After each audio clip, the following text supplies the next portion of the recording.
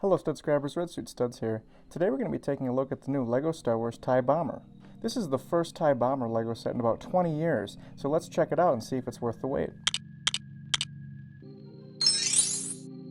So before we build our TIE Bomber, let's check out the box it comes in. So coming in at 625 pieces, this set retails for $64.99, so it's a pretty good price for the amount of pieces you get, and it has some nice minifigures in here as well, including a Gonk Droid, a TIE Bomber pilot, Darth Vader, and Vice Admiral Sloane. And also on the top right corner of the box here, you can see the 40th anniversary Return of the Jedi marking there. So hopefully the rest of this year has some more Return of the Jedi sets to kind of commemorate that 40th anniversary, because I really like Return of the Jedi, so I hope there are some really fun sets that come out of it this year.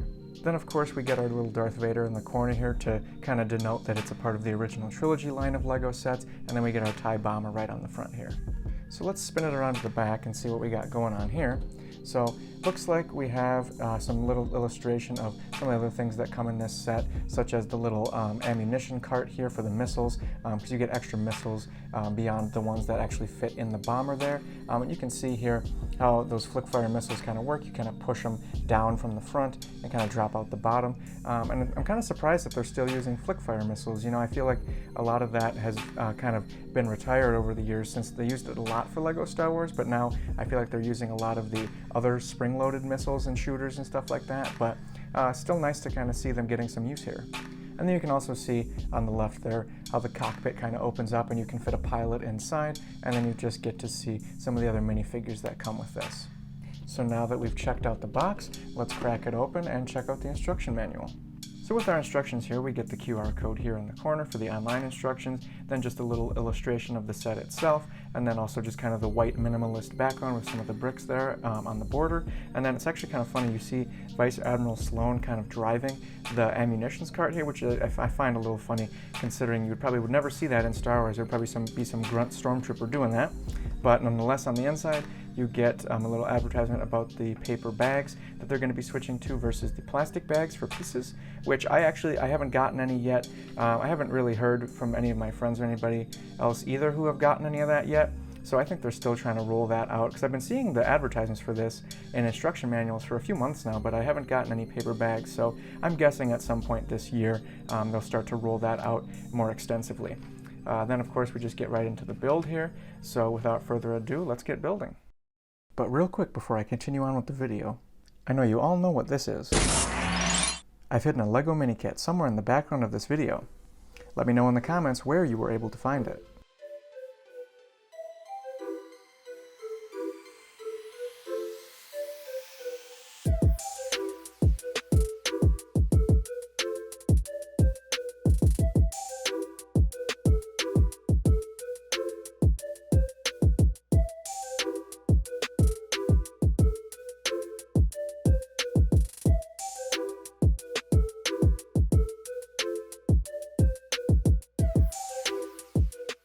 So before we get into the actual build of the TIE Bomber itself, let's check out the minifigures.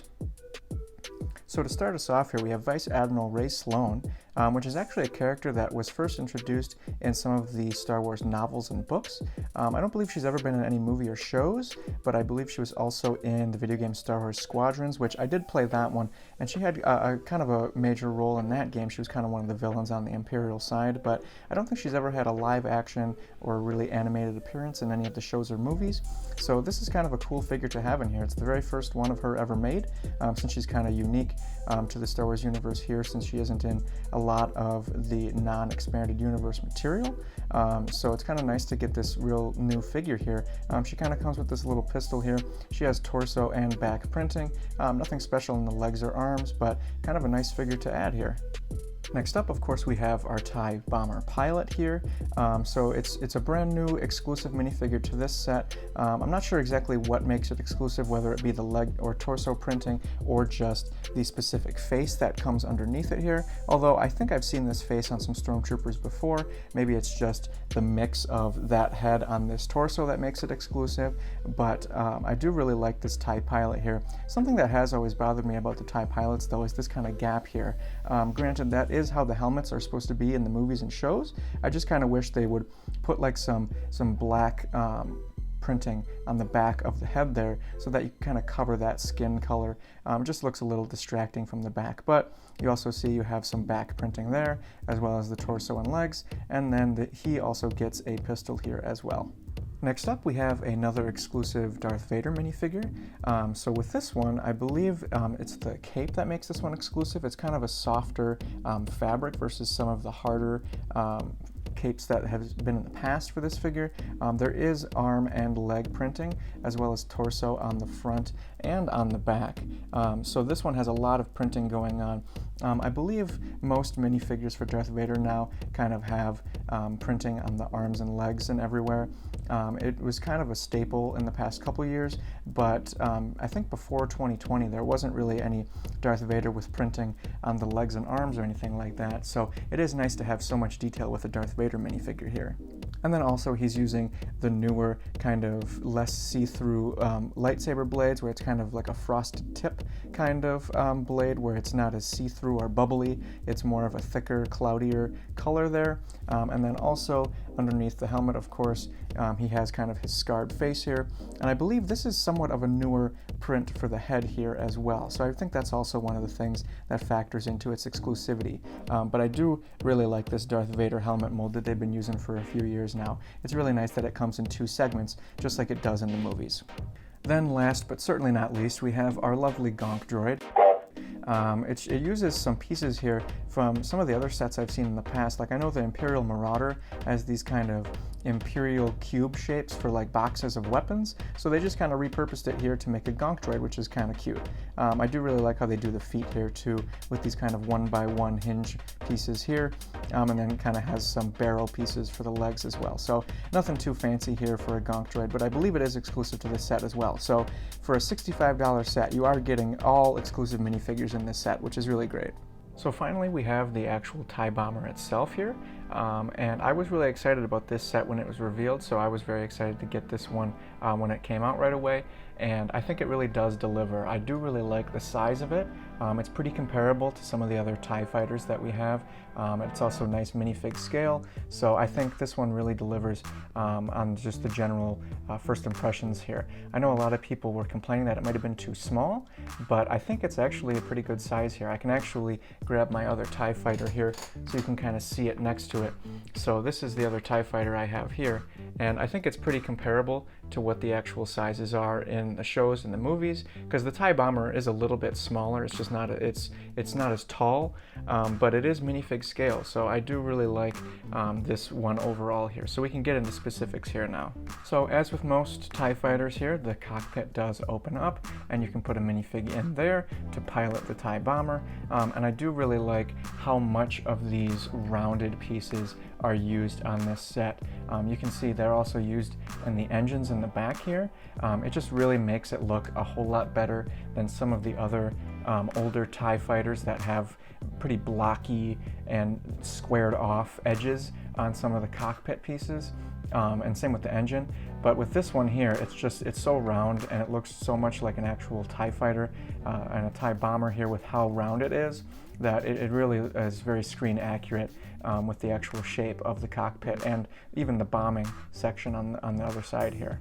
And speaking of the bombing section, here you can see those 4 flick-fire missiles that I had mentioned earlier about on the box, and you can see where they kind of drop out there. And there's also this little apparatus here. This is where I believe the actual bombs come out in the movies, so they kind of put it right next to it there, so that when you drop the bombs, it looks like it's actually coming out from that actual bombing apparatus there. So, and then you can see there are just some pinholes there that you just load up the missiles again. Oops, doing it the wrong way there. You got to load it up from the bottom. So you just load the missiles back in there, and then you can push the backs of those flick fire missiles, and they just drop out the bottom there. And then also, since the TIE fighters fire lasers from the front as well, there's also these stud shooters with kind of the green 1x1s that kind of shoot out the top there. They're just a little extra, I guess, weapons systems on the top there compared to the actual bombers on the bottom.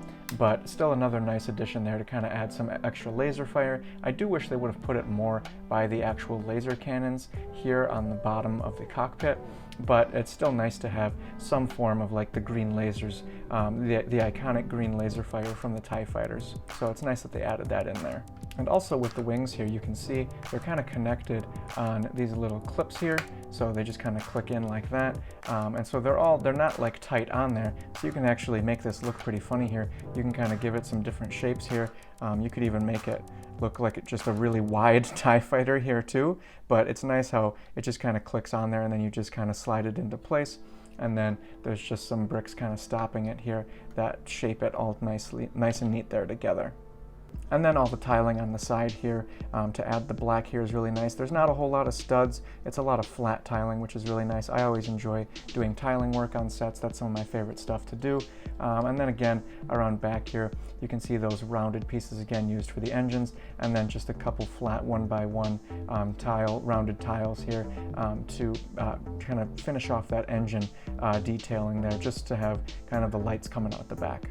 And then last but not least, we also have our little ammunition cart here. So you do get 2 extra flick-fire missiles here, and they just kind of sit in the cart. It uses kind of that little minifigure sitting plate there where you can kind of put the legs in between there, and then some triangle slope pieces here. So you can just kind of set the missiles in there and they sit in there nice and neat. And then you can have a minifigure driving the little cart here. So it's not really that great of an addition, but I guess it's nice to have some extra missiles here, and it kind of gives an extra minifigure kind of something to do if you like displaying your minifigures in the ship or in like a little vehicle of some kind.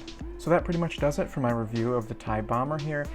Since we haven't had one in over almost 20 years now, it is really nice to finally be getting one again, since I never really got the original one, because that was kind of when my brother was more into Legos versus me. So now that I'm into it a lot more, it is nice to kind of have another version of the Bomber here to add to my collection. And the minifigs that it comes with are really great too, especially since all 4 of them are exclusive, and it's a really nice way to get Darth Vader if there isn't really any other set that you want with him in it. I know there's the Obi-Wan versus Darth Vader one that's still out right now, but I do like this version a lot here with this cape, and I just like the set overall more than that other one, so this is a really good way to get a Darth Vader here. And of course, having our new Vice Admiral Sloane here minifigure, it's really nice to get her in a set now, kind of adding some more of the novels and other canon material versus just the movies. So it's really nice that they're adding characters like that in some of the sets now too. So let me know in the comments what you think about this version of the TIE Bomber, and if it was worth the 20-year wait.